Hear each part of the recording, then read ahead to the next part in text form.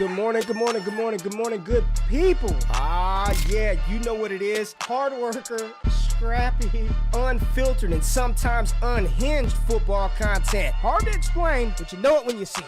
Doing it daily our way. I don't know what you're talking about right now. Redraft and Dynasty Fantasy Football, we got you covered. You know their defense is ranked like 31st in the NFL? NFL draft prospects and rookies? Now you know you in the right place for that. Absolutely. All right, then stop saying it. Then we're done. And prop bets with my man Jay Rich. Count that money, man. Now wipe the crust out of your eyes. Get you a cup of coffee. It's time to wake your ass up with Ray G. You honestly are making absolutely no sense and you sound silly as hell. Good morning, good morning, good morning, good morning, good morning, good morning, good people. It is Monday, June the 12th, 2023.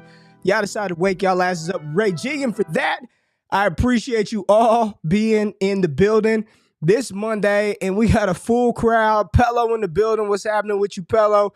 GM, GP, y'all know what it is. I need to get that on a shirt. Jay, I got to get that on a shirt. GM, GP. We do. With the DD crown. We got to get that on a shirt. I don't know if it's a hashtag, but what's up, Pello? What's good, Carson, Hunter, Joe, Jimbo, Brock, Marlon, Lindsey Mack in the building. My boy Tyler Clare, Richard Davis in the building. Avatars in the building. We got a lot of people. Schmidt Shot, GM, GP. What's going on? Everybody in the building. Appreciate y'all being here today. It's a special day. Jay, I didn't know if you know, but this is number 1,000. Oh. 1,000 shows that we've done on this damn 1,000 channel. videos or 1,000 shows? No, 1,000 videos. Okay. Video. Thank Every God. video we do is a damn show. It's all a production. But this is number 1,000, Jay. We have grown this YouTube channel from absolutely nothing. You remember what it used to be like a couple of years ago. We're 1,000 videos in, and really want to say thank you to everybody out there that watches us, that supports us, that taps in every single week, that watches the post-pro content that we throw on the channel, that watches every prop video, listens to every podcast, man. We wouldn't have been able to do this and accomplish as much as we have for as long as we have if it wasn't for you. I promise you, Jay Rich and I do not do this show for ourselves. We do it for you all. So thank you all for being a part of this DD journey, this DD family. We're just getting started, too. Got a lot of good shit coming over the summer, leading into the fall, leading into the football season. But it's going to be a good show today, Jay. I got me a Topo Chico cracked open. I'm ready to roll, baby. I'm ready to go. How you doing this morning, big dog? I'm good, man. I'm good. You know, a lot of fun stuff over the weekend. I'm wearing the Red Sox jersey for everyone who is listening to the podcast. They stole 2 games from the Yankees in Yankee Stadium, so that was great for them. And then, Ray, I don't know if you saw this, but for the first time since 1954, a Canadian won the Canadian Open. Nick Taylor got it done on Sunday to win the Canadian Open. And I don't know if you saw at the final. Yeah, there we go. Shout out to Canada, baby. Yeah, baby, Nick Taylor winning the Canadian Open. But on the final hole, right, Nick Taylor sunk a 72-foot putt to win it, like to walk it off, end it. And then this other Canadian golfer, Adam Hadwin, runs onto the course to give him a champagne shower, and he got tackled by security. This dude is a professional golfer on the PGA Tour, trying to celebrate with his friend. I saw that. Wild, bro. So funny. I did see that. I did see that, Jay. I did see that. But really quickly, before we jump into the meat of the show, Jay, got a couple of things that I want to sort of announce to the people. You don't even know some of this, Jack. I don't know, so I've kept it a secret from you, man. But no, you know, as we move through the summer and we're thinking about things that we want to change for the show and content lineups and ideas and things of that nature, man. I know a lot of people have been asking, like, you know, damn, Ray, you haven't done a pod in forever. You haven't done your own like kind of show, just talking ball. So here in the next week or two, we're figuring out the logistics now. But Scott Connor from Dynasty and Chill, he and I are going to launch a new show. It's just going to be like football and fantasy, 2 different lenses, talking about the game from different angles. It's going to be YouTube only. It's going to be live stream. We're thinking Sunday nights, Jay. We're thinking Sunday nights where me and him, we come in here, live stream, we talk about a topic for 10, 15 minutes, and then we take questions from the viewers, man. Just watching questions. Damn. More strategy, more theory, more just philosophical talk from, the game is changing. Like, the game is changing from the youngest level all the way up to the professional game. And how should we be looking at the crazy game that we play, fantasy football, from both of those lenses? And I think that at this stage for me, Jay, I said it last week, there is no film or analytics for me. I truly lean more on the data side today. I think the film provides a lot of context that the numbers fail to provide you. But I think by having he and I really come together and really put a show together that is sort of marrying and talking about why both are important, I think that's going to be pretty dope. So stay tuned for that. That is coming in the next couple of weeks. We talked about it yesterday, but he and I will have a show over here on our YouTube channel, Jay, once a week, only on YouTube, won't even be on a pod. You either watch it on YouTube or you don't get it. So pretty excited about that, and I think the people will like it as well.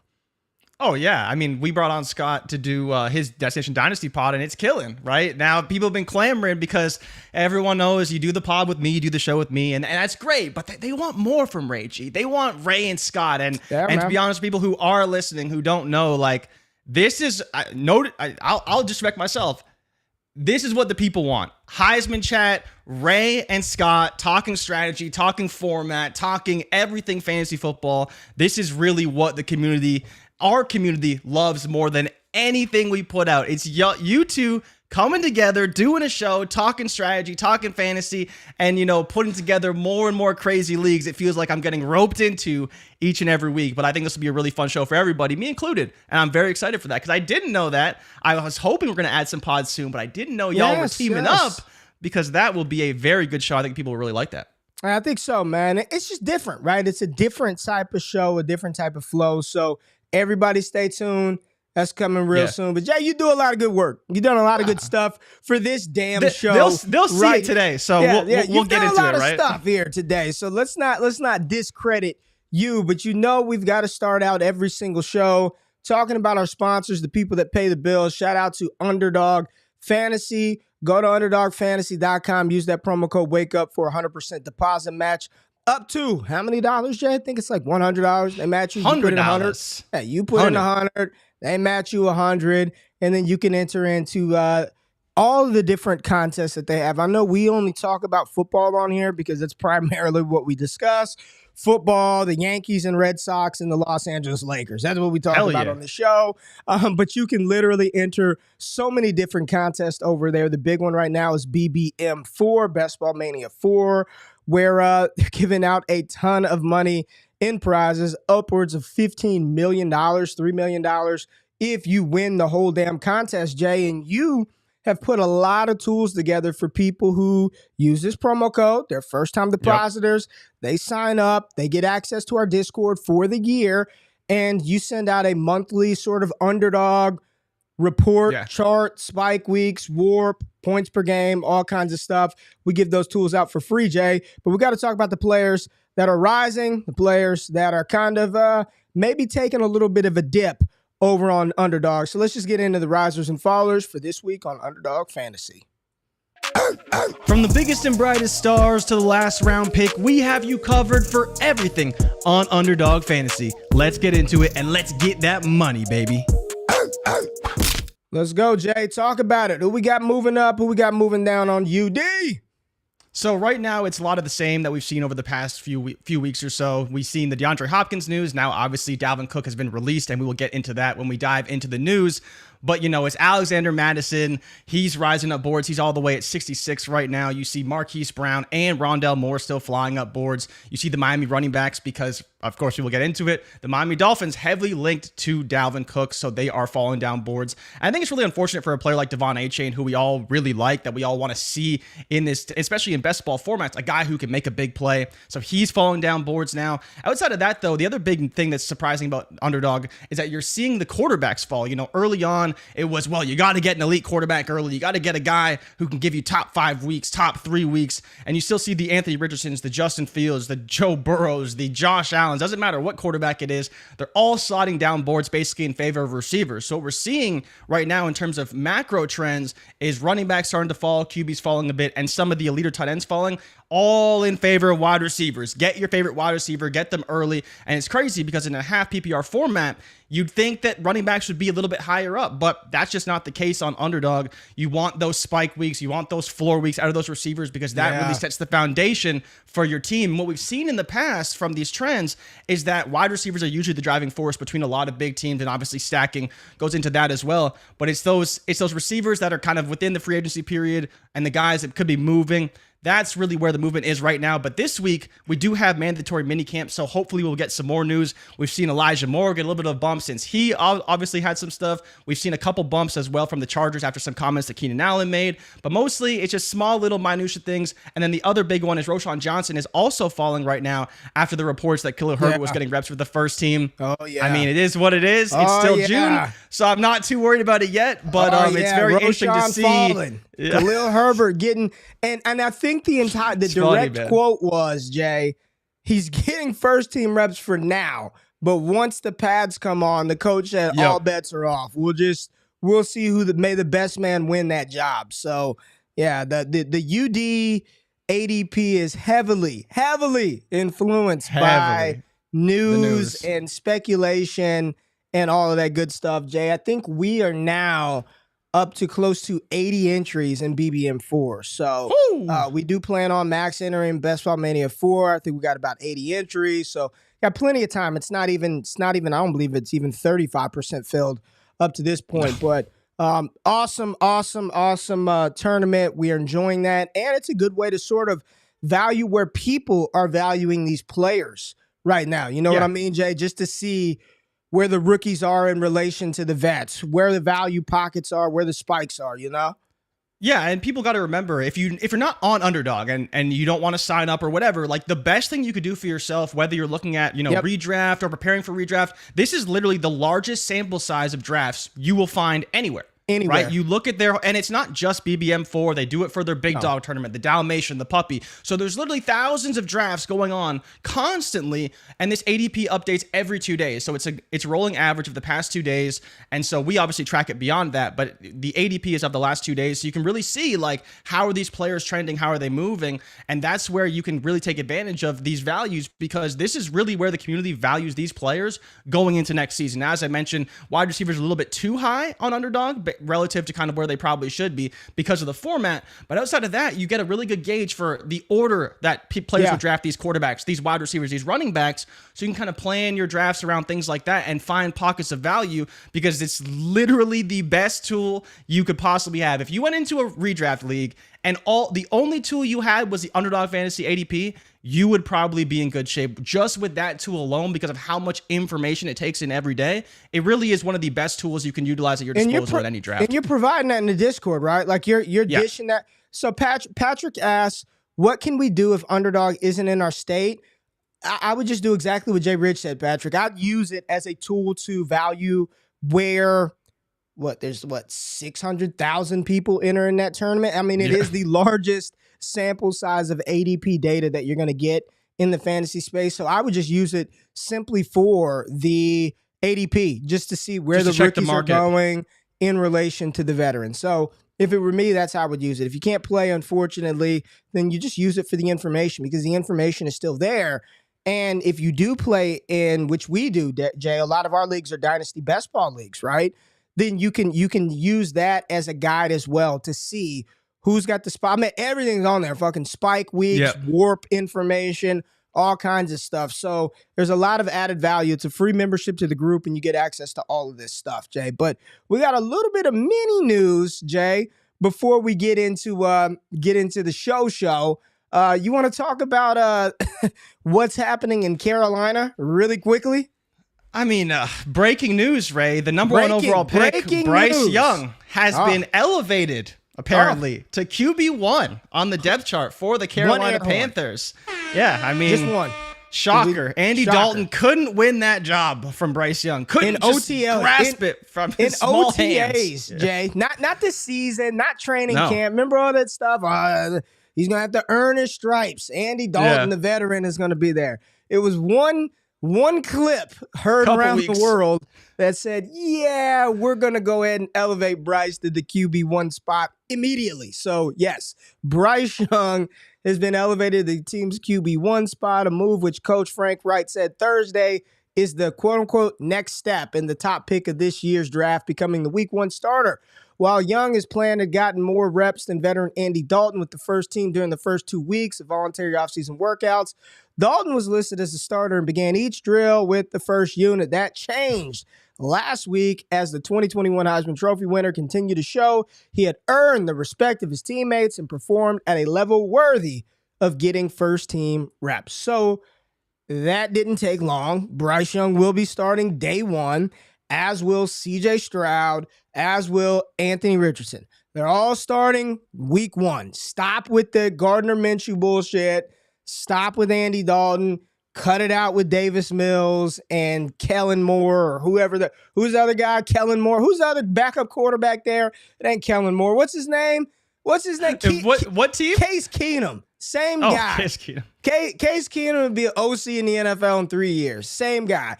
CJ, they're all starting over these guys, and just minor news. We knew it was happening, right? Well, I mean, Ray, what's funny is that, people always talk about this narrative. Do you know the last first overall pick to not start the season? The last number 1 overall pick who didn't open the season. You don't got to go back too far. And when you really think about it, because you'll remember the head coach at the time, who it was. I don't know. Who is it? You don't know? Someone from Frank Wright's tree, right? No, it's Jared Goff. Oh, okay. Yeah, Jared Goff. It's Jared Goff, because Jared Goff didn't start the year. I believe that was the year Sam Bradford was still there, and Jeff Fisher was the head coach, right? Good trivia. And then trivia. Yeah. See, Patrick said it. Goff and Jeff Fisher was the first quarterback, and beyond that, every single one, number 1 starting every time. Yeah. Well, that was the last one. So people were really, and Baker too, listen, I guess. Didn't, again, this should not come as a surprise to anybody. I mean, we had the damn video clip. I mean, Bryce Young literally dotting up everybody. It's not going to take long for them to come to the summation that they need to start at quarterback. Jay, any other small news pieces happening? Is there anything going on? Looks like the Miami Heat are about to lose. You want to get into that? In the NBA Finals tonight? Go Denver. Listen, Jay, have you watched it? Be honest. Have you watched any of it? A little bit. I haven't watched a minute. I'm curious as to what the ratings are. Just quick question, because we love on this show talking about the GOATs. Okay. Is Nikola Jokic the best player in the NBA? Just my question to you. Okay. Is he the best player in the NBA today? Jokic. Is he the best player in the NBA?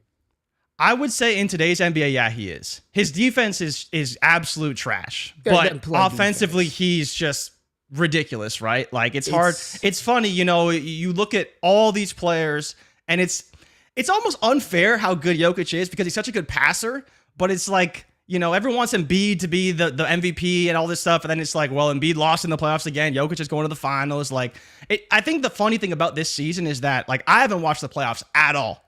And I feel like Stephen A. Stephen A. is always complaining when it's in small market teams. It's in Denver. It's not in Miami, not in Boston, not in LA. And I'm like, I just don't care. Like, I don't care if Miami wins. I don't care if Denver wins. It's just whatever. But Jokic, by far, best player in the NBA. I don't want to diminish those teams, man. Man, Jamal Murray, far. Kitchener's finest, baby. Let's go. You better win the title. This is the like, I think a lot of people are getting their first extended look at Jokic.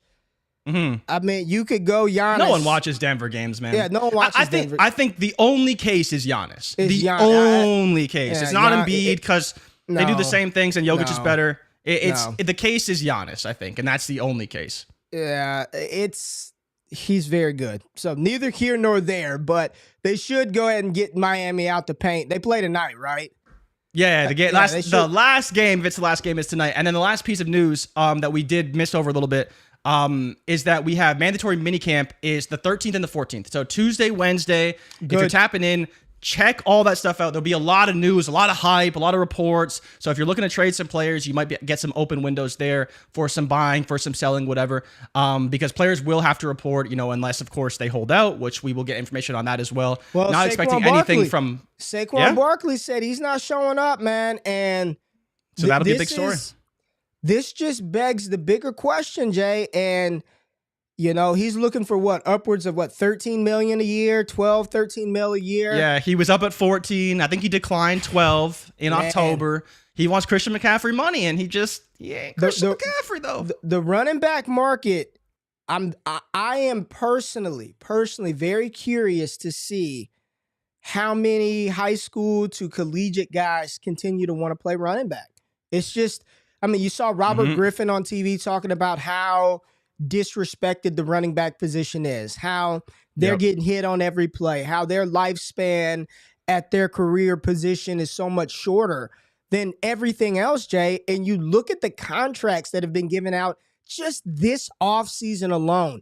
Damian Harris, you can get $1 million. If you don't want this 1.3, goodbye. This player you could sign for the Bears. It makes you wonder. And I continue to talk about the litmus test for running backs, I believe, is coming. The reckoning is coming after this season. I want to see what the Indianapolis Colts do with Jonathan Taylor.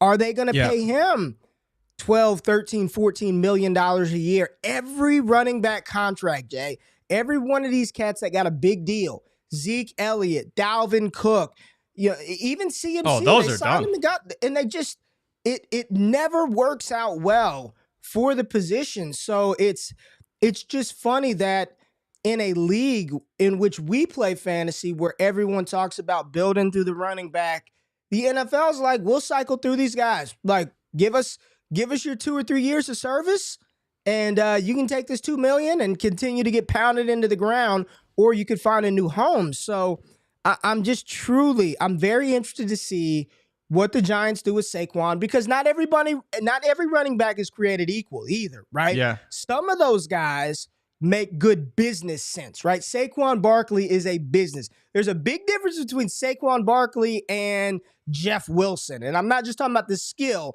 Saquon Barkley is going to put butts in seats. So, there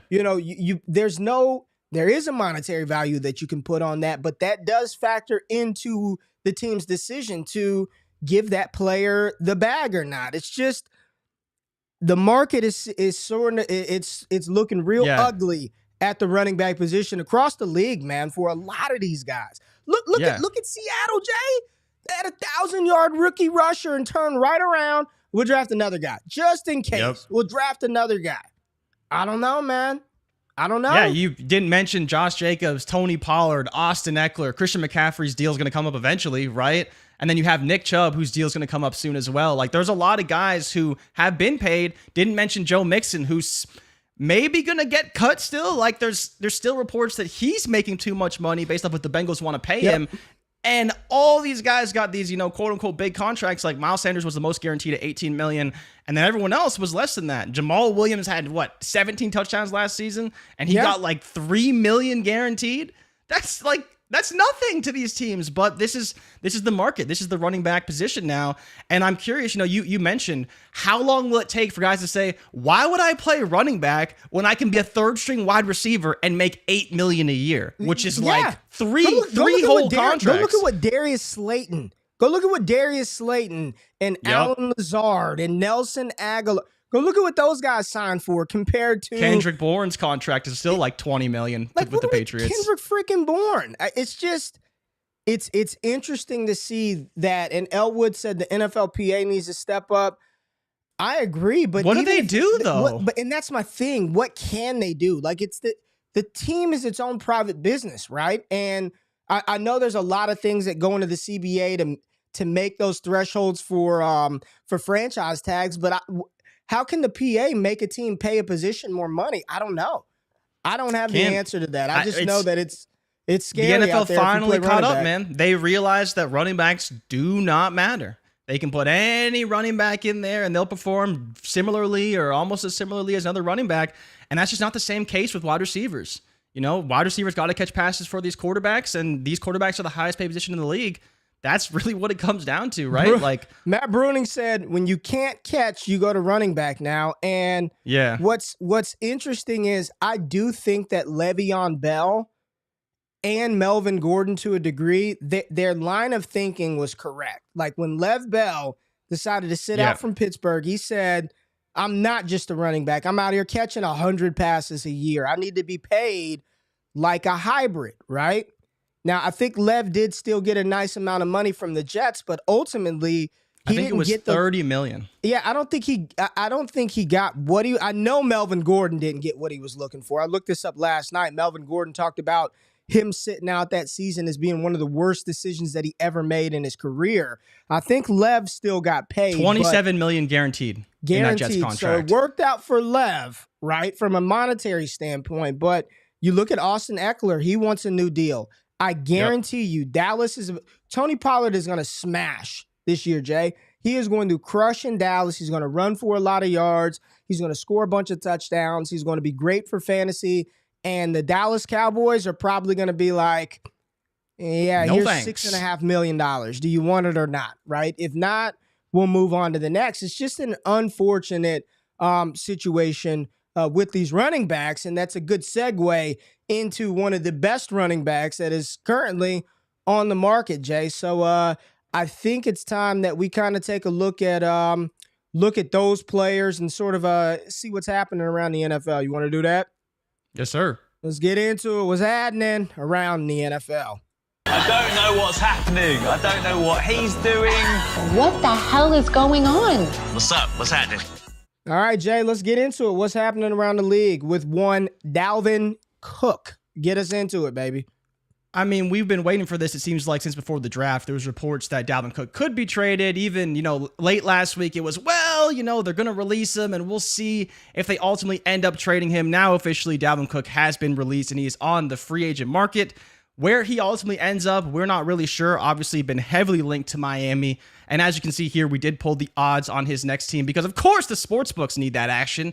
They want to know where people think he's going. Number one team is the Miami Dolphins at plus 125, followed by the Denver Broncos. Oh, no, Javonte Williams, plus 450. The Buffalo Bills, plus 900. We all know that he doesn't really want to go there because of his brother James. The Jets at plus 900. And Ray, I had to throw this in here just for you. Your Dallas Cowboys at 10-1 for Dalvin Cook. I think it would be actually a great fit in Dallas to have Dalvin Cook there. But, it seems like Miami or Denver are the two front runners right now. We don't expect Buffalo to really be in the running, and same with the Jets. Like, why would they realistically go after Dalvin Cook? But apparently, they are one of the teams that may still be in on him. Where do you want to see Dalvin Cook go, and where do you think his best fit could be for his next team? I mean, I think I agree with the money, Jay. I think in Miami, that'd be a hell of a fit for Dalvin Cook. I think in that scheme with Mike McDaniels, and a lot of people think it's like this zone running scheme, and you start looking at their personnel groupings and you look at the scheme and it's not quite as zony as you would like to think it is. But Dalvin Cook, and I think there was some viral tweet floating around yesterday about the Vikings should have moved on because you look at the EPA over rushing yards over expected and Dalvin Cook is low. Once again, people misusing what EPA is for. It's more of a team stat, more of a scheme stat when it comes to the running back position. So I think it's quite misleading in that regard. But you're talking about one of the few guys in the NFL that Jay truly profiles like a 3-down running back. And, Dalvin Cook is that. There are very few running backs in the NFL that have the requisite size, speed, weight, opportunity to handle what we call over at Destination Devy to be a 60%er. Like there are very few guys that have that range of outcome in their sort of body archetype. And Dalvin Cook is one of those guys. For me, in my personal rankings right now, Jay, I rank much different than anybody else. Things are separated by categories and tiers, but I got Dalvin Cook at 12, right? Right after Kamara, Derrick Henry, ahead of Joe Mixon and company in that 3-down category, right? So he's still, he's 28 years old. He's got the requisite size. He has the skill set. He's 100% still, Jay, a 3-down workhorse type running back. So you put Dalvin Cook on this offense with Tyreek Hill, with Jalen Waddle, with an upright Tua, with Mike McDaniels and his creative play calling, with a lot of speed in his running back mate backfield with Raheem Mostert and Devon Achane. Jay, last week I talked about the AFC North being the best division in football. You know, that AFC East is no joke either, with Aaron Rodgers and Garrett Wilson and that defense, with Josh Allen and the Buffalo Bills. Then you add a running back like Dalvin Cook to Miami with their explosive offense, with as good as Tua is, pushing the ball downfield. Scary. That AFC East is very, very scary if you put Dalvin Cook there. Yeah, man, absolutely. I think that's the craziest part is you're looking at a team that was second in the AFC East last year, won 9 games, and they had no defense. They had a defense that was comparable to the Detroit Lions in the secondary. They bring in Vic Fangio. They trade for Jalen Ramsey. Now you have Xavier Howard and Jalen Ramsey outside to anchor the Fangio defense. He obviously coached Bradley Chubb when he was in Denver. So that defense is going to look a lot differently. So you take a team that had an injured Tua last year, won 9 games, played in big games. Tua was obviously phenomenally efficient when you look at his efficiency metrics. And then now you add a better defense. You could potentially add a Dalvin Cook to that offense. It could be very scary. And I think, as much as we kind of are weary of Tua for the long term, I'm really interested to see what a full season of Tua could look like. Because, Ray, the dude was legitimately on pace for 4,700 yards and 35 touchdowns. I know. And nobody talks about that because he was hurt, because of the concussions, and I get all that. But if we had a whole year of that Tua that we saw for that snapshot last year, which is a pretty big sample size, that would be a phenomenal MVP caliber season of a team that probably wins 12 to 13 games. And then you're saying, well, can the Dolphins win it all? When right now, I mean, it's the Bills, it's the Jets, and, obviously you have the Chiefs, the Chargers, and all the other teams in the AFC. No one's talking about the Dolphins as dark horses, and I think a lot of people would even take Jacksonville over them. But if Tua's really good, like, this team is going to be a great team. I hope Cook ends up there. But I think the more interesting thing to talk about, Ray, is actually the fallout of this situation, right? Now Dalvin Cook is gone. We already talked about Alexander Mattison flying up the underdog boards in ADP. He is just, everyone wants Alexander Mattison. And I was laughing yesterday because Scott was talking about Madison. He's like, okay, great. Madison's a starter, but no one's trading for Alexander Mattison. Everyone who plays fantasy know that he's kind of okay. He'll get that role. But Ray, who do you think could be the guy who steps up in this Minnesota offense? Because for me, the biggest winner of this whole situation is Jordan Addison, because I believe he's going to get a ton of targets. And I think it could take even more opportunities away from the running game. But how do you feel about this running back room now? Obviously, Madison is quote unquote the lead, but who do you think could emerge in this backfield as a potential guy in fantasy as well? Don't know. Don't really care. Honestly, don't know. Don't really care. Last year, the Minnesota Vikings were 5th highest pass rate team in the NFL. They threw the ball about 65% of the time. They only ran it 34% of the time, the Minnesota Vikings. So now you tell me you remove Dalvin Cook from that equation and somehow they're going to run the ball even more? Highly doubt that. They've got TJ Hawkinson for a full year. They drafted Jordan Addison. They still have KJ Osborne in his role. You still have the best wide receiver in the NFL in Justin Jefferson. And one more time, 65% of their plays last year were pass rates, and their rushing rate was 34%, and now you lose Dalvin Cook. I agree with you. I think the bigger beneficiaries are the pass catchers, whether that's Jordan Addison, whether that be TJ Hawkinson, and the more unthinkable, because you're like, how much more can he freaking get? Justin Jefferson, just give him 200 targets. Just give him 200 targets. Fuck Make it happen, throw Kirk. it to him every time that he's down there. But I think those would be the biggest beneficiaries for the Minnesota Vikings with Dalvin Cook leaving. From the running back position, Jay, I truly believe, yes, Madison's going to get the lead. Madison's going to get the opportunity to be the guy, but they're just going to rotate. They're just going to they're just going to continue to play this carousel of guys, because I don't believe Alexander Mattison is something special. I don't think he's anything great, but I think he's a serviceable, capable running back that a lot of times these guys look better in their complementary roles, and then you give them the full role, and they're not as effective as they were when they were playing, 20, 30% of the snaps. So that's just my opinion of the situation. This isn't to poo-poo on Alexander Mattison or any of those guys. I would like to have one of each, right? Like, which one can I have that I can trade to somebody? But ultimately, I think the biggest winners in that situation, because the Vikings defense is not very good, and they didn't do a ton to get better in that department over the offseason, losing Patrick Peterson and thinking about trading Danielle Hunter right now. But I think this is just going to be more and more and more pass volume for Mr. You Like That, Captain Kirk Cousins, Kirk 2 Chains. I think it's just going to be bombs away in Minnesota. Yeah, it's just going to be a running back rotation, right? Whether it's Kiki Ngwangu, whether it's Ty Chandler, whether it's Trey McBride somehow getting in there, like Madison, the reality is this is kind of like we talked about with this running back landscape that we live in. A team would rather cut Dalvin Cook, not pay him the $11 million that he was owed, and ultimately go with this running back rotation of 3-4 backs, draft a 6th round running back here, a 5th round running back here. And that's basically what they did. I believe McBride was a 7th round back. I believe Chandler was a 6th round back. Obviously Madison, I believe, was a 4th round pick. So it's like, stop with the McBride stuff. I mean, hey man, he was drafted. How many running backs were drafted this year? Like 14? We got to just clamor on these guys who were drafted, but it's going to be a rotation. Yes. And the dude was a 7th But Ray, I'm round telling pick you, man, that caught 5 passes in 8 years of college. Like, come on, man. What are we doing? What are we doing? Because people want to believe, right? Stop.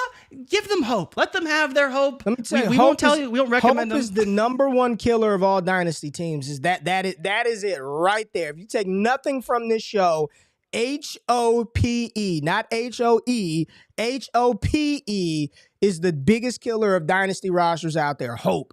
I really hope. I hope that 7th round Alexander Madison can become the next superstar. So I'm going to hold him. Not going to trade him for a 3rd because I hope. I really hope. Just stop hoping, man. Stop hoping. Deal in the reality. The reality is he doesn't catch passes. Teams passed him over like 200 and something times. Sure. He's a body. He's a body. He's a body that can absorb carries and get blasted a couple of times and they'll move on. So if you get anything of value for your Dwayne McBride today, take it and take it to the bank. Just take it to the bank. Stop hoping. It's all right, Ray. We will get to more important news in a minute because I am very excited for what could happen this week. But someone did ask in the chat, do you think a veteran could end up in Minnesota on a cheap deal? Do you think so? Someone brought up Leonard Fournette. Do you think Fournette could end up there on a cheap deal to kind of fill that Dalvin Cook role? Obviously, he can catch passes, great in pass pro, can run the ball maybe effectively at this point in his career, right? And I think that defense has turned it around, right? They brought in Brian Flores. They'll probably play a lot more cover 1 and man coverage instead of the cover 2 they played a lot last year and just got shredded all year long. So we'll see how they ultimately turn around. But to your point, they played in a lot of close games last year and threw the ball a ton. So the winners will be the pass catchers because you're getting a guy who got the ball a lot. And I think this is another big point about running backs that people don't talk about as much.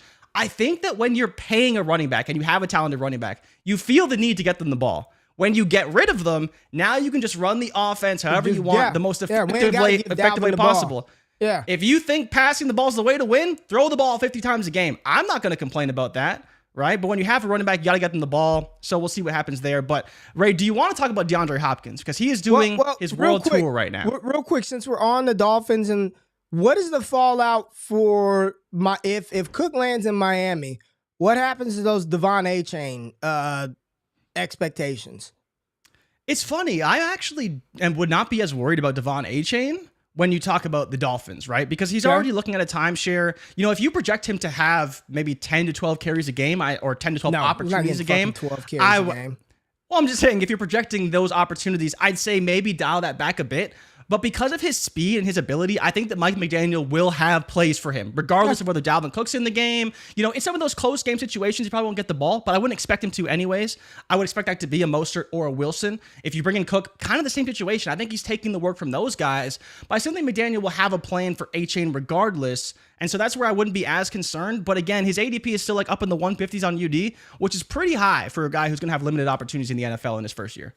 Yeah, I think I don't think he's getting no 12 touches a game. I'm 6 to 9, I think, in that range, and it probably doesn't. I think he'll have his plays regardless of whether Cook's there or not. Probably won't change things too much. I agree. All right, now we can move on to Hopkins. Just wanted to touch on A-Chain to Miami and what that would do. What's up with Nuke? So last week, Nuke went to Tennessee, Ray. He's talking about Kansas City. We're talking about Buffalo. And, it's interesting. I almost want to know what's going on with DeAndre Hopkins, right? So we talked about the odds last week. Number 1 was Cleveland at plus 100. Now we're talking about DeAndre Hopkins plus 250 to go to the Buffalo Bills as the favorite. The Lions are the second favorite at plus 350. The Cleveland Browns are at plus 350 as well. The Patriots, who he's going to see this week, are plus 450. And then the Titans, as I mentioned, were plus 700. So I thought DeAndre Hopkins wanted to win, Ray. I'm kind of confused what's going on here. It almost feels like he needs to prove to the world that he's still got it. And that's why he's taking the visit with Tennessee, with New England, hoping to maybe get a lot of money for his trouble instead of signing on a cheap deal with Kansas City or Buffalo. And I understand that. But in some ways, I'm like, man, you've made a lot of money. I'm surprised you don't want to try and go after it with Josh Allen, with Patrick Mahomes. Obviously the money-making window for all NFL players, regardless of how talented you are, is pretty short, right? Till about your mid-30s for a lot of these guys. But, Tennessee is interesting to me. And then New England is like, okay, you're still fourth in the division. You'll get a ton of targets, but what's the upside for you personally? I'm not really sure. I know he loves Bill, but I do want your take on Tennessee because the more I thought about Tennessee, and I've been poo-pooing on Tennessee for months. When you take an offense of Ryan Tannehill, who's pretty effective, you have Derrick Henry, you have Treylon Burks, and then you have DeAndre Hopkins. I was texting our boy Jordan Vanek last night. It's kind of like when we had Julio Jones and A.J. Brown. I was like, okay, it's not that serious because DeAndre Hopkins isn't that washed.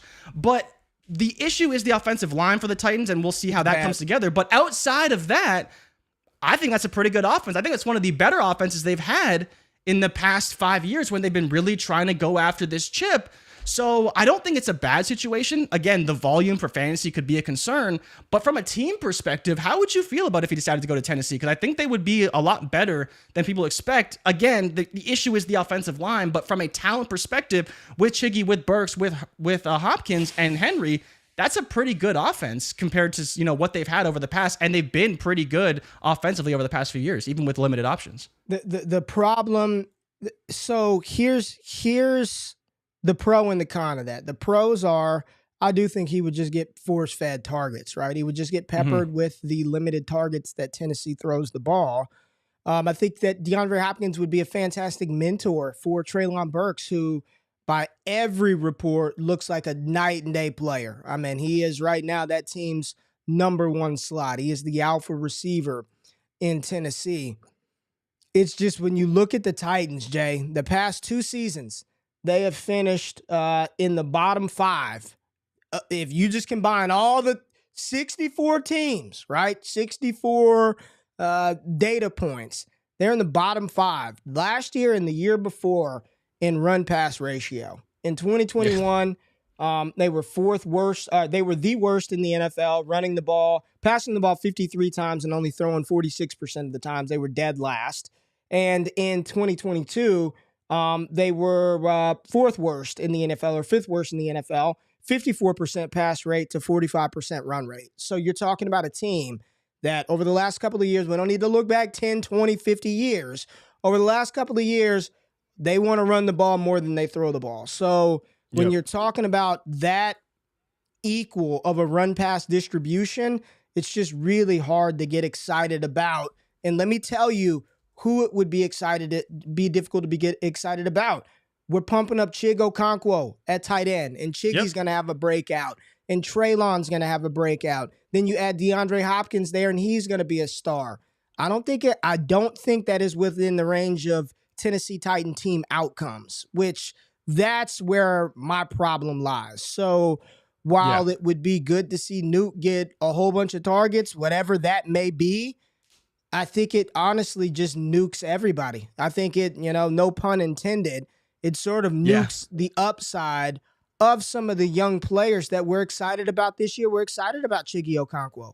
We're excited about Treylon Burks. We know Derrick Henry is going to get his fair share of carries, but you add DeAndre Hopkins to this equation, and I'm just telling you, it does not look good. From a data perspective, it does not look like something that is going to yield a lot of high-flying results for the Titans. So for that, Jay, when I'm looking at the list of teams that he could potentially go to, I would really, really hope that Tennessee would not be one of those teams, Jay. I would really, really hope for Buffalo, who's inside the top 10 in pass rate in the NFL every single year. Give me the Bills. Give me the damn Detroit Lions or the Browns with everything that's going on with Deshaun Watson. But Tennessee for me would be the one that I just think would be bad all the way around for all of the pass catchers there if this is where, in fact, DeAndre Hopkins ends up.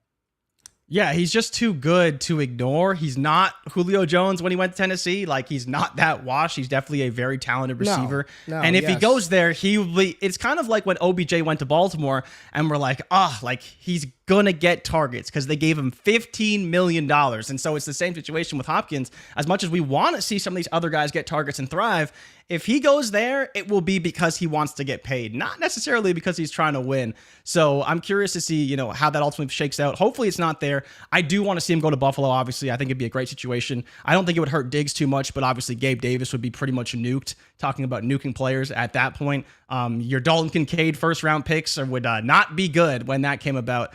But I'm curious about Nuke. And then another guy that I do want to talk about, Ray, if you want to move on a little bit, because Brock Purdy, your favorite quarterback in the NFL, is back in the news. Brock Purdy. According to Matt Mayako from NBC Sports, he believes Brock Purdy will start week 1 for the 49ers, quote unquote, if he is ready. If he is ready. Now, of course, he did partially tear his UCL. He decided to not get Tommy John surgery. He got a reconstructive surgery instead. But, Ray, everyone's talking about Trey Lance. Thankfully, the Sam Darnold experience seems to be over. We been through that part of the offseason. But Brock Purdy is potentially back. And so how would you feel about this 49ers offense if Brock Purdy is back? Because what we saw last season was a snapshot. It was a great snapshot. But now we got tape on Brock Purdy. And Ray, I don't know if you knew this, and I've never seen anything like this. The 49ers are 4th in the NFL in terms of odds to win the Super Bowl. We don't even know who their quarterback is week 1. We don't know who their... This says so much about the team, and the team is unreal. From a talent perspective, the defense is phenomenal. 4th in the NFL in terms of Super Bowl odds. But should they really be there when we don't know who their quarterback is? When above him, Patrick Mahomes, Jalen Hurts, Josh Allen. I mean, what is going on with the 49ers? And can Brock Purdy be the guy who takes them over the top to win the Super Bowl? That's the biggest question for me. I think he can do everything else. But can they win it all with Brock Purdy? I don't want to say anything, Jay. I mean, I've been saying it for a long time. What's interesting about this situation, Jay, since 2017, Jay, how many years ago was that? Do math real quick. How many years ago was that? 6 years. I was going to say 5, so you beat me. All right, 6 years ago, 2017.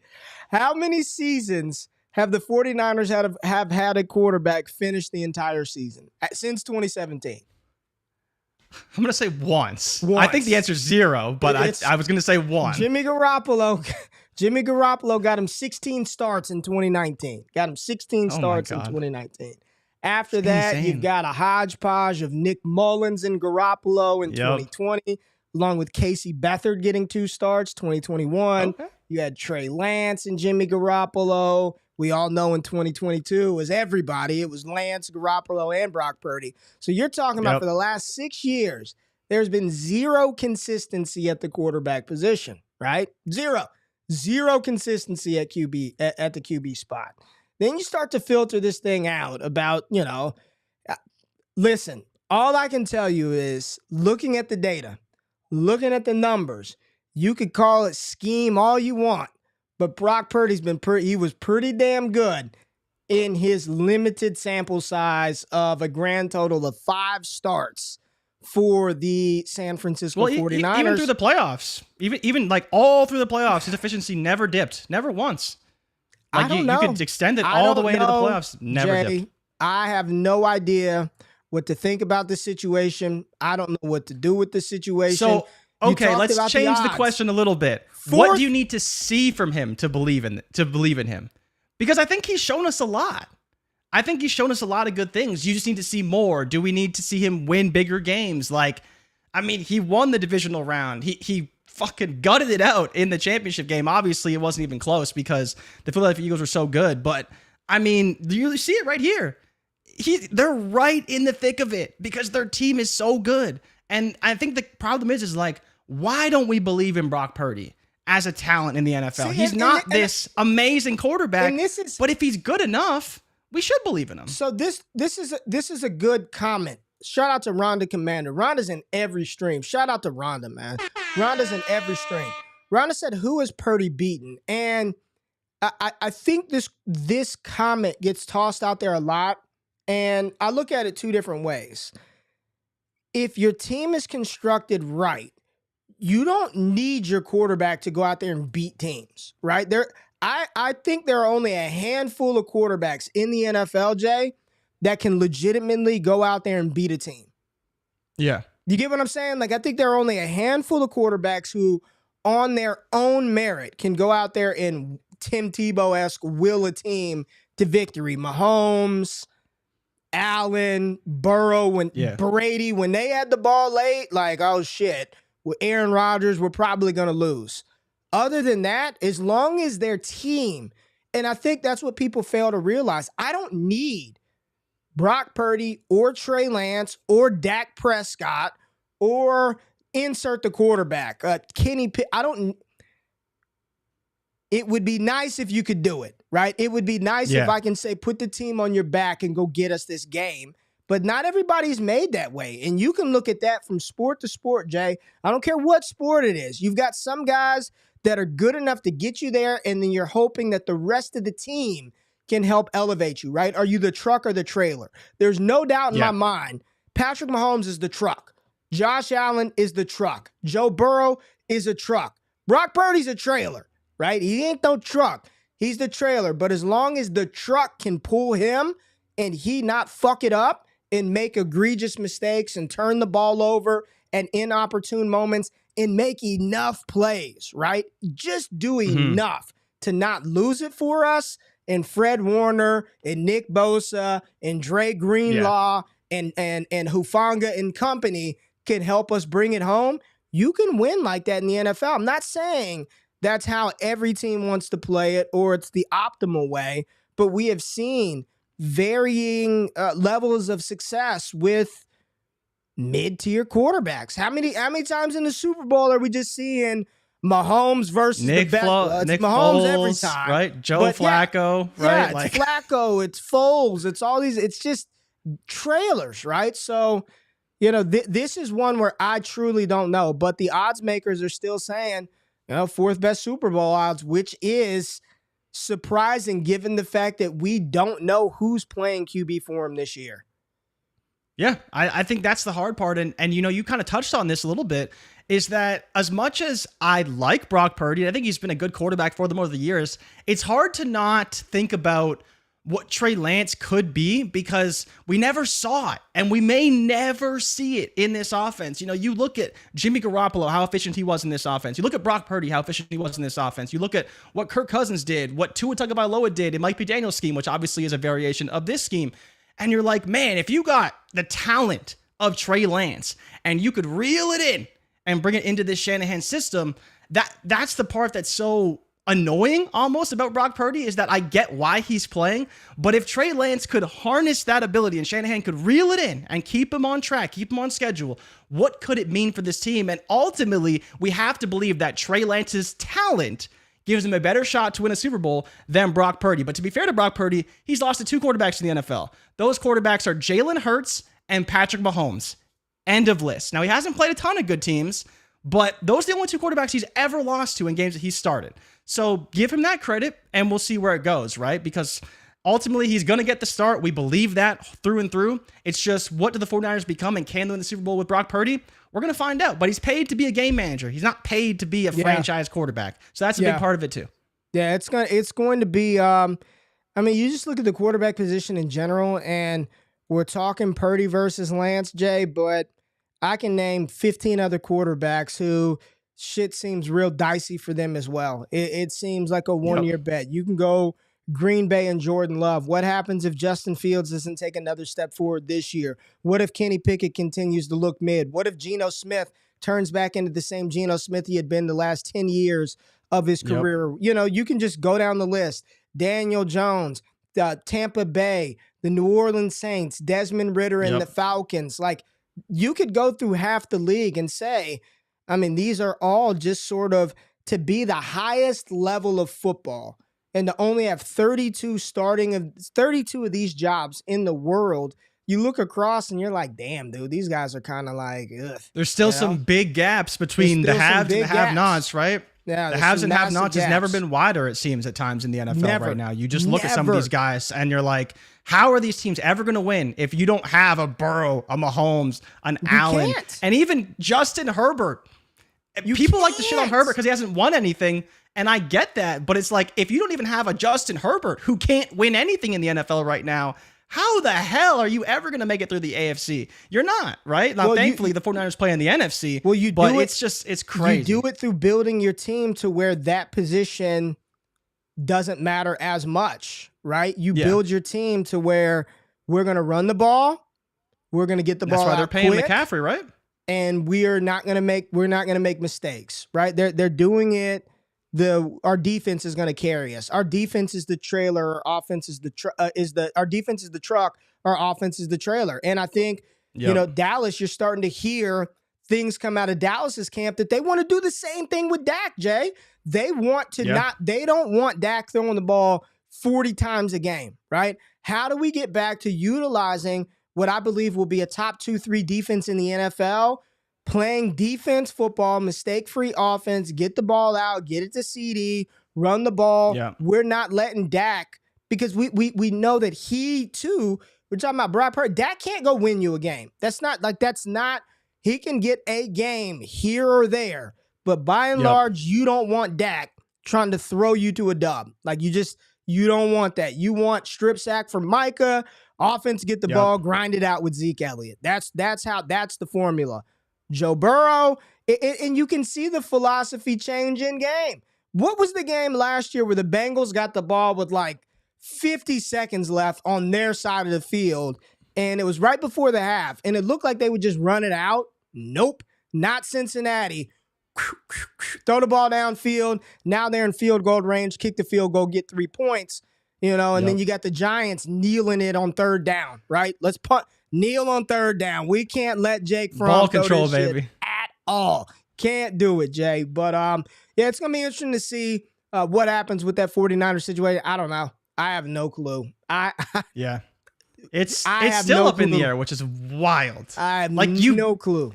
It's and imagine being a player on that team, man. Like, just who is our quarterback going to be? Because with Trey Lance, it'll look one way, and Deebo Samuel, he's talked about how he had a bad year last year. He wants to be better, but it's like, at some point, you have to install an offense with a quarterback and figure it out, because no matter how good you think you are, you have to have that continuity, that timing, all that stuff. But Purdy's going to be the starter, whether you like it or not, whether we like it or not. And I'm very curious what he does this year, because I think it will be a really, really good year for the 49ers. And like you mentioned, the truck is Christian McCaffrey, and that's why they got him. And we'll see what Brock Purdy can do as the trailer. Jay, it's 8 a.m. We got to get some hype. Ooh. We gotta get excited. Go. We got some hype. We got some rookie hype. We got some second-year player hype. See what's going on across the old airways and talk through some of this hype, Jay. And I just want to know, are you buying the hype or are you selling the hype? So you ready to get into it? Let's get into it. All right, let's get into it. The first player I want to know if you were buying the hype on, let's go with second-year wide receiver from the NFC South. Drizzy Drake London, Jay. We're seeing Drake London. I mean, people are excited. Old London out here, one-handed snags. That's Desmond Ridder throwing it to him. Look at that. One hand. I mean, just and Jay, every clip I'm seeing of London is him doing something ridiculous. Now, granted, he's in shorts or pants and a t-shirt.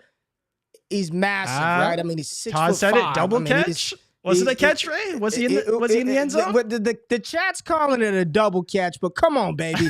It's Drake London. Jay, are you buying the hype on London in year 2? Some people saying he can be a top 12 receiver, or are you selling the hype? What are you doing? Are you buying or are you selling? I am buying the hype, but not for the fantasy finish reasons, because realistically, the volume I don't believe is going to be there.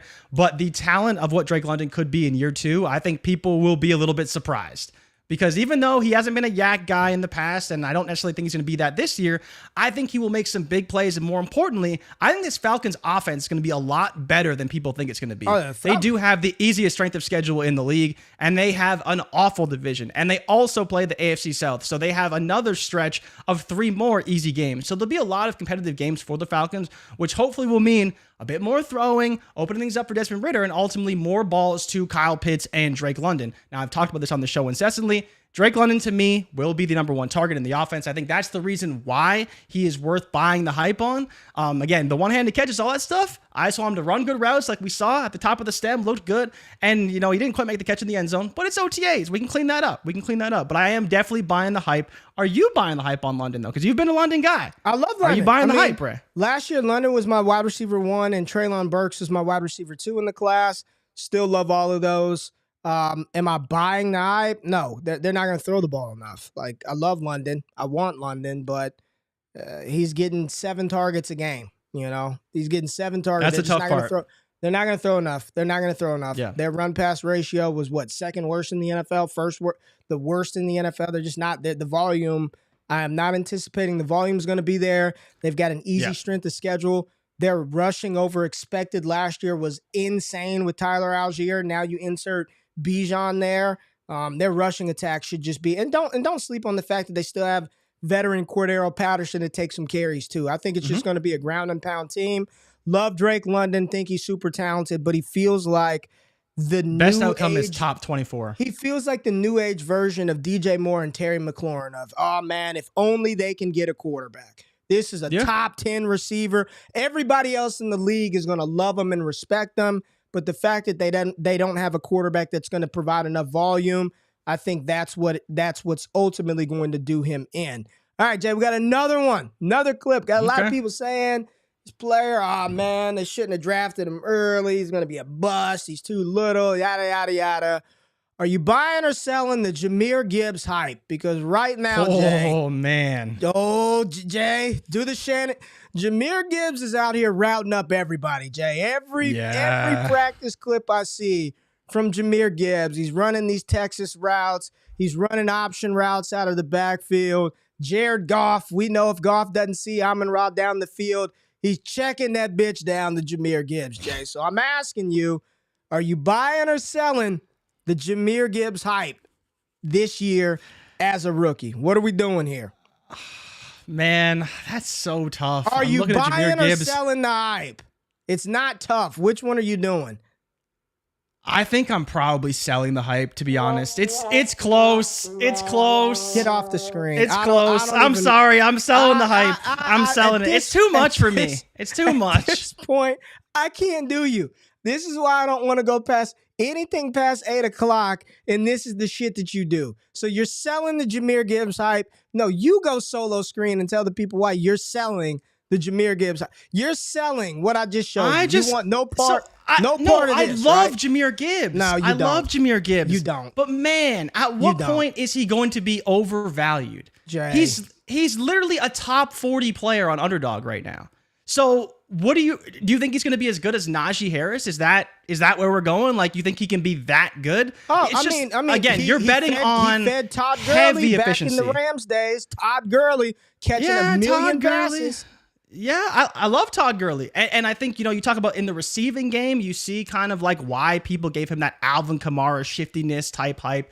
And obviously I love Jahmyr Gibbs, the talent. But at some point, the hype's going to get too crazy. And I think, with him being the 12th pick, it was real close. And it's only going up. His ADP's been going up forever. It's been flying. And at some point, it's got to be like, okay, are we still buying at these prices? And I can't do it. I'm sorry, people. I can't do it. I love Jahmyr Gibbs. If he's a little bit cheaper, I'd be in. But at these prices, man, it's tough. I don't think you love anybody. You don't like Kyle Pitts. You don't like Jahmyr Kyle Gibbs. Pitts is trash. You don't. You already sold Drake London. I was kind of in on Drake London. His prices. You kind of not in on anybody. It's not bad. I've yet to find somebody that you actually give like. me a guy that has a chance, that has volume, that isn't just hype and youth, right? Hype and youth. That's what we keep talking about. Hype and youth. I mean, there's a guy on your list here who, for all the hype and youth we got here, it's kind of difficult not to buy him. It's kind of difficult. Well, let's keep going. Let's keep going. This one, the Cook heard around the world last week. Jackson Smith and Jigba. All right, Jay. I mean, he looks good, man. I mean, this Looks is really versus good. Witherspoon. They got a switch release. He's too slow. Witherspoon runs a 4.3 over the shoulders. JSN, Jay. I mean, are you buying that the Seattle Seahawks want this young rookie to be their, what you love to call, alpha wide receiver? Not in the future, but this year in 2023. Are you buying the JSN being a smash receiver here in 2023? Nah, man. Not in 2023. Tyler Lockett still exists for everybody who doesn't want him to exist. He still very much exists. I know we've talked about DK Metcalf and kind of how he's a little bit overvalued, and I can agree with that. But, I mean, how is Geno Smith going to support 3 wide receivers, right? Let's just be real honest here. He's just not going to, because they don't pass enough. They drafted another running back, so now they got 2 running backs that are going to get the ball a lot. We've already talked about how Zach Charbonnet is going to get carries in this offense pretty early. I think you're going to have to wait a little bit. Could we see a second half from Jack Smith and Jigba that's huge? Absolutely. But early on in the year, it'll be tough. It'll be tough because chances are it will be Lockett and Metcalf. They know the system. They know everything that's going on.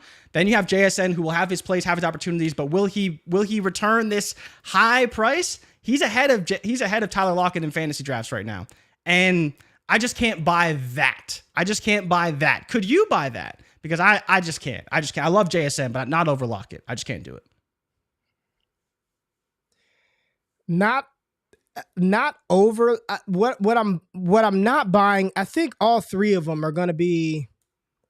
I think they're all going to be close to the same this year. Yeah, like I don't know which says a lot about JSN. That says a lot about JSN, and that's what I'm buying. I think he's going to be right there in the mix with those guys in 2023. In the real ascension and liftoff, I do believe will be 24. I think that Seattle realized. It's sort of like it almost feels like the reverse Philadelphia, where they got Devontae Smith and knew they needed somebody else, and instead of drafting, they went out and got A.J. Brown. I feel like Seattle already has their kind of big-bodied guy, and DK is not A.J. Brown, but they already had DK, but they feel like they needed something else to be there. And, you know, that you spent the first rounder on JSN. DK was almost a third rounder. Now he did get paid. He's got the contract. But I do think that come 2024, that distribution is going to be a lot more concentrated to the Jackson Smith and Jigba side. This is why he was our WR1, or at least mine, and a lot of people out there for quite a while. But I am excited about him this year, Jay. I'm excited about him for 2023. Is he going to give any, is he going to return top 12 value? Absolutely not. But I am excited about him this year in 23.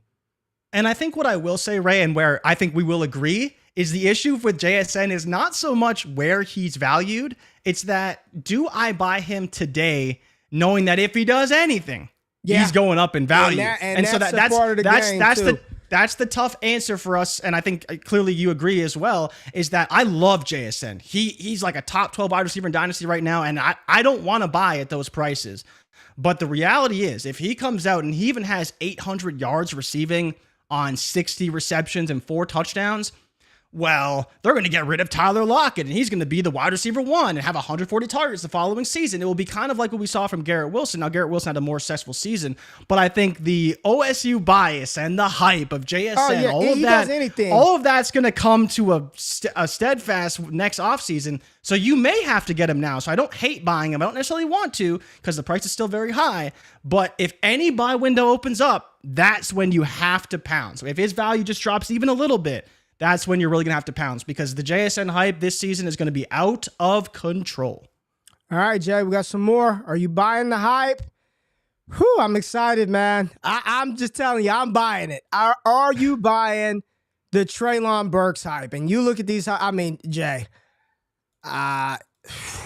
buddy, if you're not watching this on YouTube, Jay, you tell me how he looks big and he looks good. How does he look? I know it's in jerseys and underwear, but how does old Treylon Burks look? And are you buying the hype on second-year wide receiver Treylon Burks?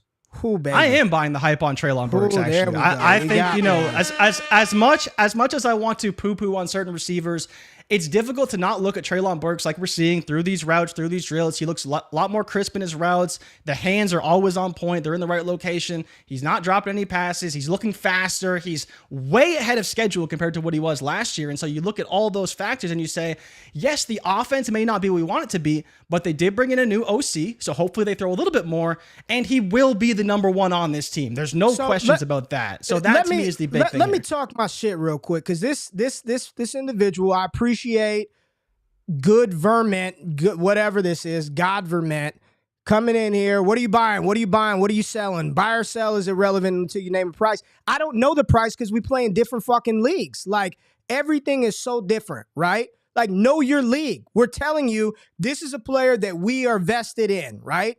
Go to your market. Do receivers matter? Have you looked at the scoring matrix? What's the breakdown? How valuable are wide receivers? Have you run the warp chart that FF South Harmon has? Have you looked at those things? Have you figured out the flat tier of warp at that position, regardless of the player? What we're saying is this is a player that we like. I can't feed you, right? I don't know everybody's individual league format or what you would or would not pay. Some of the leagues we play in, Jay, do we even have third or fourth round rookie picks? We don't even have them. Like, we don't even play in some leagues where you even have those available to you. So I can't tell you the price in which you should go pay. You should know the price based on warp, based on point per game data, based on usage and volume, and based on some of the things that we provide in Destination Devy. What we're saying is these are players that we're bullish on for this season. Go do your own research and figure out what the market value for said player it is. It's not hard to do. I don't need to tell you that. Jay Rich doesn't need to tell you that. You should know that on your own based on your league and your format. Yeah, that's definitely not the point of the exercise. It's just kind of how do we feel about them in the wholesale perspective. I mean, it's not hard. But Treylon's a guy who's in the 20s. He could be up in the teens. Go trade a first for him when your league market dictates that you don't have to do that for a receiver. We're saying these are players based on the situation, based on opportunity share, based on an increase in targets, based on the players that are left. These are players that have an opportunity to step up. So go search for them, put some offers out there, and figure out what that market is. Yeah, 100%. It's a different game. And we play in a lot of crazy formats that some receivers don't matter at all. So you may want to trade a first to get Burks, but maybe you don't have to do that in that format. So we can't recommend trade this player, that player, whatever. Like, there's too many different things that go into this that you can't possibly give sound advice. Because then if we say, oh yeah, trade all this away and you do it, sound advice, it's not going to work. I'll tell you right now, Garrett Wilson, that is a player that I believe can take, and a lot of people believe can take another step forward in his development, right? We were going to talk about Garrett Wilson, right? Garrett Wilson, Jay, this is a player that I'm in on. And in leagues in which that receiver position matters, thinking that he can jump into that top 3 or 4 range, I mean, I'm willing to pay multiple first to acquire Garrett Wilson in Dynasty right now, because I do think he can take that step up and ascend to be a warp difference maker in fantasy. Where are you at with G-Dub this season with Aaron Rodgers? I love Garrett Wilson this year. And we've talked about this in the show with JV. Like, we both believe that he's the one guy in the entire fantasy landscape, honestly, that can actually potentially reach the Justin Jefferson, Jamar Chase tier.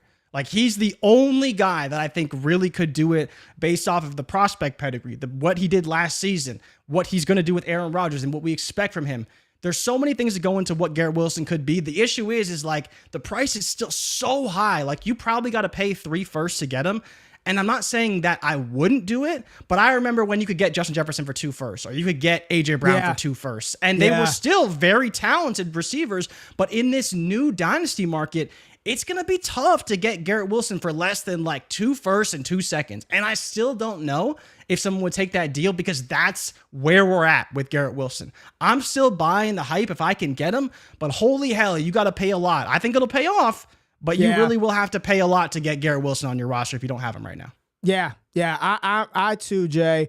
And Barry said in the chat, he's going to explode with Aaron Rodgers this year. So I too am buying the hype on Garrett Wilson. Not buying the hype on London this year being a top 12 guy. And one player that you wanted to talk about, Jay, and just so we can end this little conversation on buy sell is irrelevant.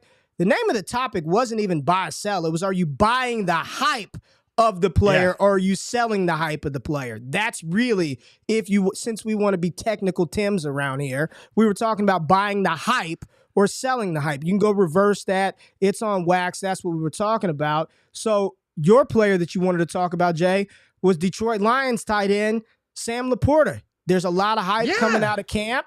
Are you buying the hype on Sam LaPorta this year? Do you think that this is a guy that can come in as a rookie and be an impact rookie for the Detroit Lions in this offense? Are you buying that hype on Sam LaPorta?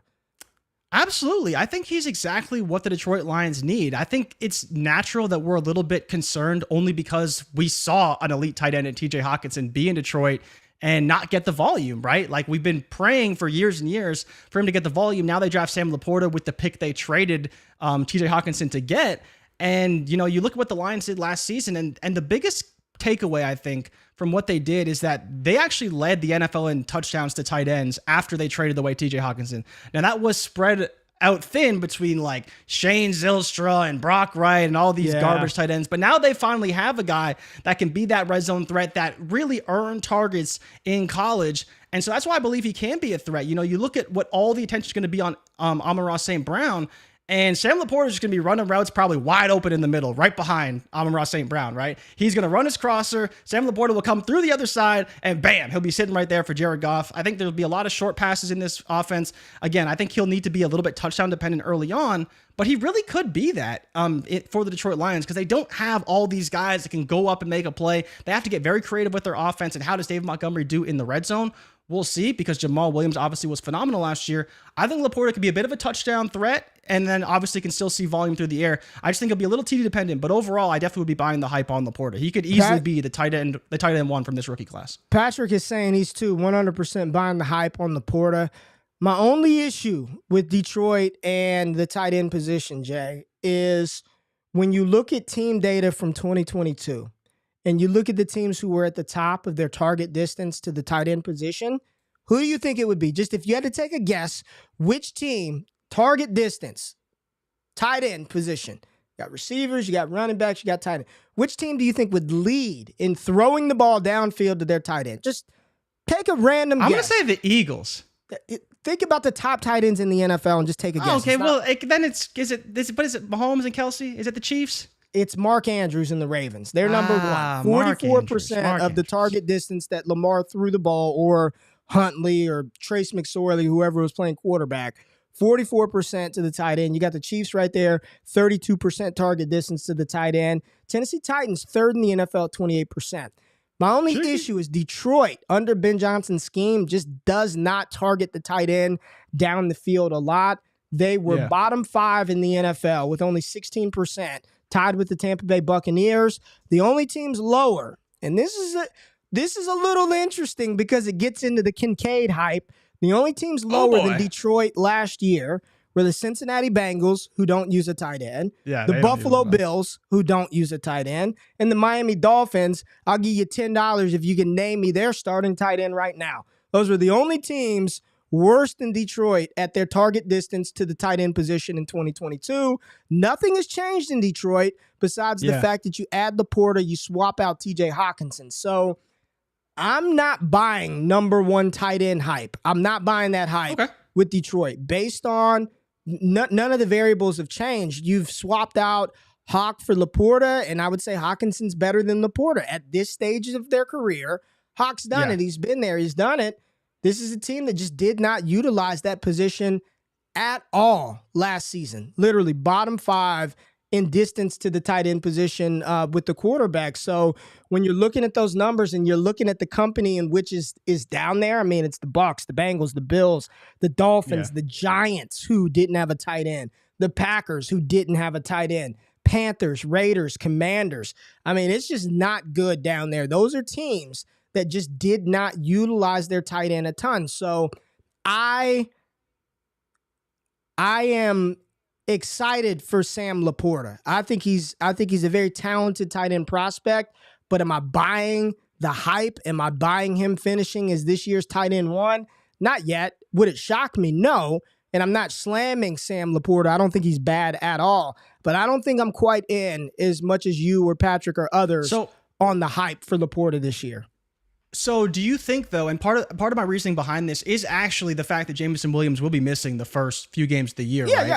That will be a depleted passing attack. And I think so you look at that situation, J-Mo, when he comes back, I think will get his targets, right? They can't draft him that high and him not get his targets. But there could be some early opportunity for a Sam LaPorta. Now, again, you may want to sell on that opportunity, and I would be open to that if you were kind of in that tune of thought. But, there could be some early opportunity for him because there just will be limited weapons at their disposal early in the year. So that's where kind of I'm thinking at. You have Amon-Ra, and obviously Gibbs will be involved. But if LaPorta's kind of that third, fourth option, that's not going to be great for fantasy, but I think it may be more early opportunity than we're used to for a rookie tight end, right? Kincaid, we hope can get on the field, but if they get DeAndre Hopkins, why would he ever touch the field, right? And I think we will see LaPorta on the field for Detroit. How much opportunity he get, we'll see. But overall, I think that he could get some early targets because Jameson Williams will be suspended. Yeah, and trust me, this is not an anti-LaPorta take. I like Sam LaPorta, man. Shout out to Mike from 4D. Put me on LaPorta a minute ago. This is not an anti-LaPorta take. This is more of I just want to see how Ben Johnson's going to use him. He did not find a way to use TJ Hawkinson. He couldn't. Like the way that offense operates, you look at what Detroit does, a lot of play action, a lot of movement. Yeah. I know you can split LaPorta out, but I think we get a little too liberal in fantasy. He's great after the catch too, though. About splitting out tight ends. Not every tight end can do. It's a whole different ball game when you're split outside, right? It's a different animal. So it's just going to be interesting to watch how all of that plays out, right? It's going to be interesting. Buying the hype on some of those guys. Jay is not buying the hype on Gibbs. He's not buying the hype on London. Not buying the hype on Garrett Wilson or JSN. But I'm in on Garrett Wilson. Come on. All in on that Sam LaPorta hype. There we go. No, just Garrett. None of the other guys. No receivers. Give me all the Sam LaPorta that you can handle, Jay. All right, so that's what it is. What else do we need to do before we get out of here on this fine Monday, Jordan? There's a lot of small news, right? I think it's interesting that once again, Ron Rivera has flip-flopped, right? We thought that Sam Howell was going to be the starting quarterback for the Commanders. We prayed on it for months. Boy. We're like, well, maybe he can get his shot. Now, for fantasy, we don't really care. But for NFL purposes, Rhonda, I'm sure you're still here. How do you feel about your coach saying Sam Howell's not even the starting quarterback? He's got to compete with Jacoby Brissett? Really? Really? We haven't seen enough of Jacoby Brissett in the NFL. No disrespect to Jacoby Brissett. He's a great backup quarterback, good mentor. Was good. He had his years, and he's made a lot of good money. But we got to see Sam Howell, man. We got to see Sam Howell with this wide receiver room. They got Brian Robinson. They got Antonio Gibson. Got a couple of dynasty teams that need them. A whole bunch of guys, man. Like, we got McLaurin. We got Jahan Dotson. Give them a quarterback that can get them the ball. But yeah, crazy, man. Ron Rivera does not want to name Sam Howell the quarterback. What the hell? The Titans OC, Tim Kelly, said that they're going to give Tajay Spears, Jay, as much as he can handle. Yeah, what does that mean? I mean, Derrick Henry's going to get his work. We know that. I don't know. So, I mean, Tajay Spears, we like him. I'm just giving you the quote. I don't know what it means. I'm just giving you the quote. He said as much as he can handle. This is Coach Speak 101. Because, go buy Tajay Spears because he's going to be a 40%er. It's like, no, he's not. Because Derrick Henry is still a 70%, 90% goal line guy. Like, we talked about this on the show a little bit last season. We had some stretches where Dontrell Hilliard was actually valuable. And I think Tajay Spears could do some good things. But outside of a best ball league, I want nothing to do with Tajay Spears because he's just not going to get the opportunities to play. I think he'll be fine. But again, this level of hype from an OC is a little bit much for me. Tim Kelly, you could chill. We like you. We hope you do some good things. But I don't know, man. And then Zach Charbonnet, Ray, because everyone needs to talk about Zach Charbonnet and Kenneth Walker. Who's the running back one in Seattle? Rhonda just cleared this up. She is a Dallas fan, damn it. That's what I knew. I liked Rhonda. There was something about Rhonda, the spirit. Damn, I felt it in my bones. Cowboys fan. Damn right. Go ahead, Jay. Zach Charbonnet, don't be surprised at his playing time early and his opportunities this season. He may be on the field more than we're hoping for, Ray. Everyone says, well, Kenneth Walker's a value. He keeps falling down these drafts. He's a value. Zach Charbonnet, how's he going to play? Is he going to get opportunity? From all the reports that we're seeing, Greg Bell at the News Tribune says Zach Charbonnet going to be on the field early. Not great if you're hoping for Kenneth Walker or you're buying him low, quote unquote low, because it seems like a lot of steam is still headed towards Zach Charbonnet right now. I'm still not worried. I'm still... You're still in. Teams just use two backs, man. I'm not worried. He's going to be what he is. Are you worried he doesn't get the goal line work, though? Because that's where I would be worried. How am I supposed to predict that? Like, you're the film guy. You're supposed to be grinding the tape, watching the film. Apparently, you just giving that up. How am I supposed to project who's getting goal line touches? I don't fucking know. Well, I mean, Zach Charbonnet's bigger. He's better in short areas, right? How do you even know that? How do you know that? I mean, I watch the tape like everybody else. I don't know what you're talking about. You know me. I'm watching tape right now. When I say you've watched not one lick of Charbonnet ridiculous. tape, I guarantee you haven't watched 1 second of Zach Charbonnet. I watched him at UCLA. I watched him at Michigan. I've watched it all, baby. Thank you. I've watched it all. Get out of here. All right. Last thing that we need to talk. Well, a couple of things before we get out of here. Quick hitting news. Darren Waller, they are projecting him to be the team's leading receiver. I think it's a big bounce back here. I know a lot of people are pumped. I know my boy Derek Brown from Fantasy Bros.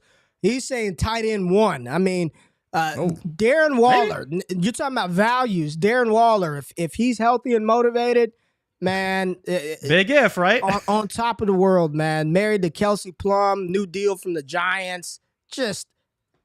I think I'm with D, bro. Tight end 1. I mean, when you've got a strong woman behind you. Did you see the care package my wife got me, man? I had a little procedure on Friday. Yes. I'm up and moving. I'm good, but got a strong woman behind you. You could do anything. He's got Kelsey Plum, Absolutely. tight end 1 for Darren Waller. And then you said something about Tyreek Hill. Wants 2,000 yards. What's going on with Tyreek? This is like the scariest news ever. So Tyreek Hill wants 2,000 yards, but Mike McDaniel said that Tyreek Hill is way ahead of schedule compared to what he was last year, which is insane. What he did in that offense when, new system, new everything for Tyreek Hill, came in 1,800 yards, almost led the league in receiving, or might have led the league in receiving. Now he is ahead of schedule, and they have an even further developed offense. Like, bro, I can't believe that Tyreek Hill is so good. Jay, not because I can't believe he's so good, but it's just like, what is his ceiling? We talk about Jefferson, best receiver in the league. He has no ceiling.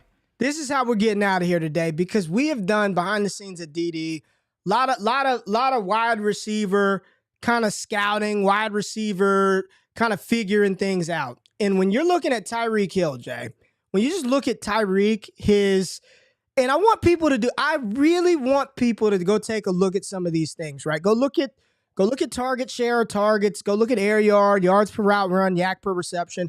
Go look at those things. Your top receivers in the NFL, they've got good to elite target share percentage. Their air yard percentage is there. Their yak per reception is good. They're tied to good quarterbacks. We call it the Holy Trinity at DD. This is our database. We call it the Holy Trinity. Tyreek Hill, elite target share, over 30%. Elite air yard, over 40%, Jay. Damn team's air yards go to Tyreek Hill. It is rare. And when I say rare, I just put a gray category to have over 3 yards per route run. Go look at over the last 5-6 years, how many receivers, their yards per route run are over 3. You might get 1 or 2 every couple of years. Tyreek Hill did that last year. Yak per reception was pretty average, and he's got a good quarterback. He's an elite wide receiver, Jay. There is no tier. He is the old guy that nobody wants in fantasy because he's 28, 29 years old, that is elite in everything. Jay, he earns the targets. He goes downfield. He is so good, man. There's to do what he does at 5'10", 185. I mean, I get goosebumps thinking about just how good you have to be to walk into a new. And remember, this was supposed to be a downgrade for Tyreek. Going to Miami was a bump down. He came in and told Jalen Waddle, "Give me all your targets, and everybody else, I get those targets and I get those air yards, and I'm just going to continue to smash." I mean, you talk underrated, and it's Tyreek Hill. He's going off the board, I think top 5 in Underdog. But just in Dynasty, where people look at age, Yeah. bro, you find me somebody better than Hill, better than Adams, better than Cooper Kupp. These dudes, they are the old discounted veterans that will help you win fantasy championships this year and beyond. Tyreek Hill is a monster. And if Mike McDaniel is saying that he's better now Night and day than ahead of what he schedule was, with what he was last year, with the goal of improving on last season. Wrap it up, B. Wrap it up. Wrap Insane. that shit. If he's at a better stage now than he was last year, good night. Just keep Tua upright. We gotta keep Tua upright. But that's what's so tantalizing about the Dolphins, man. They have like, you look at the 49ers and you say they got everything. Like, the Dolphins are really trying to do the same thing, but it's, can Tua stay healthy? That's the biggest problem. Can Tua stay healthy? There it is, baby. That's the biggest thing. All right, Jay, that's the show. Good Monday, man. Had good dialogue. Sir. Appreciate everybody. Somebody said play with Danny Woodhead. Yeah, Danny's my boy, man. I don't know how or why that came up. But yeah, that's my dog, man. Danny's a good player. At the end of every show, starting next week, we will do a mailbag section where we just kind of talk through some things.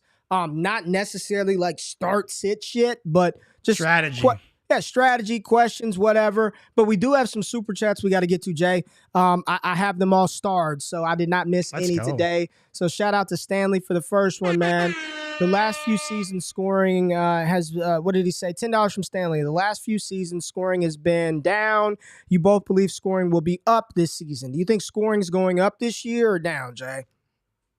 I mean, I think it probably stays the same. I don't know if it's going to go up. It seems like ever since they've been a little bit more cover too heavy at times, that's really slowed down scoring.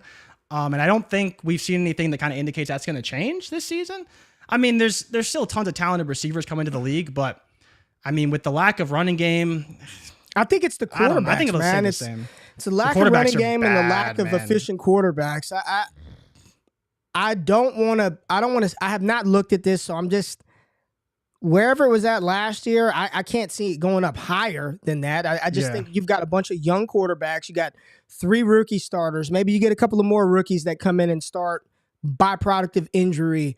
You've got a bunch of veterans that are shaky at best right now. Look at Tampa Bay. Look at Atlanta. Look at some of these teams that are kind of just middling by. So if I had to just take an educated guess today, I'd say it probably would be down a little bit from where it was last year, Stanley. But appreciate the question. We got another one here from Jay. Single QB, all right. Single QB PPR league, traded Kenneth Walker for Gibbs. All right. Drafted A-Rich at 104. Traded Kamara in Hollywood for QJ and Elijah Moore. Traded A.J. Dillon for Marvin Mims. Thoughts? Glad y'all are back. There's a lot going on here. I like trading A.J. Dillon for Mims. Give me Mims over Dillon. He said he traded Kamara and Hollywood for QJ and Elijah Moore. I'm not doing that. No way. I would have. The rest of the trades are great. I think the rest are good. Yeah, everything the rest else he did was fine. good. I wouldn't have Hollywood. Really like Hollywood. Yeah, really like I'd rather have Hollywood and Kamara. And again, single quarterback league over the wide receiver 2 at best in Cleveland and Elijah Moore at best. And then QJ a little bit later play, but QJ's not doing shit over Keenan Allen and Mike Williams, not this year, not in 2023. Walker for Gibbs. Yeah, give me Gibbs over Walker. I'm good with that. Yep. And good for the Mims trade, man. So appreciate the super chat. And then we got one more right here from my boy Mike. What's up, Mike? He said, hey, Jay, Rich, and Ray started my rookie draft. 1 QB, half PPR. I got JSN at 103 and A-Rich at 203. Talk about a steal. Mike, you talking dirty to us right now. Good job, man. Good job. Yeah, great good steal. moves. Good job. A lot of people still doing their rookie drafts out here right now, so we still have all those rankings posted in Notion.